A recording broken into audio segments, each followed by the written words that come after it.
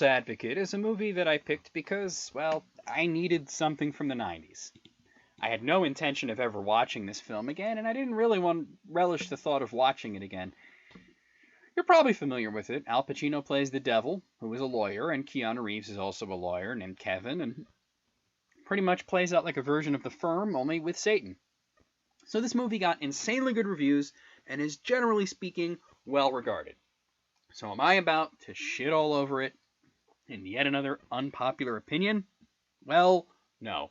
Because watching it for the second time, 19 years later, I liked it.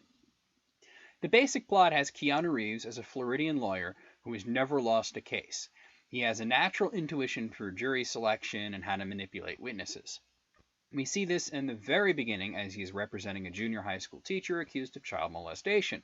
He really believes the guy is innocent, but as the victim takes the stand, he catches the guy surreptitiously jacking off in court, pretty much proving that he's guilty as all fuck. But while he's disgusted and bothered by this, he still does his job almost too well, and he attacks the victim's credibility and basically tears the poor girl apart and gets the man acquitted. He gets an offer from a New York law firm to come up and help them with jury selection, and after that goes very well, he's offered a job, and he rises quickly in the ranks of the firm. His mentor is a senior partner named Milton, played by Al Pacino, who also happens to be the actual devil.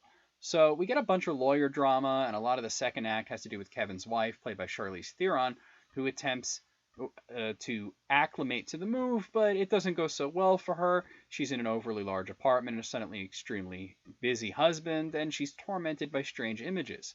The film slowly has its characters become more sinister until we're at the fire and brimstone conclusion with Al Pacino ranting at the screen for a long while, giving one of his normally hammy performances. So, what didn't I like originally?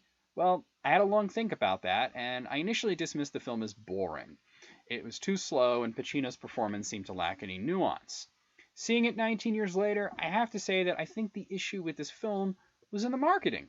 Going into this film, everybody knew that Al Pacino was the devil, seeing as how it takes a while for him to even show up, and then he acts more or less like a normal guy for a while, if not with a weird sense of humor. It's like, damn, get to the Satan stuff already.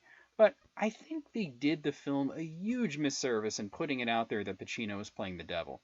There's a subtlety to the film that makes the pacing work, but only if you let it work. And unfortunately, since we're talking about a movie whose twist was spilled by the movie poster itself, not to mention the marketing blitz, and now we're looking at it nearly 2 decades later, well, that can be hard. But it definitely was enjoyable for me this time. I just relaxed. It wasn't that it wasn't all pent up about high expectations and being disappointed by the film because I already thought it was dumb.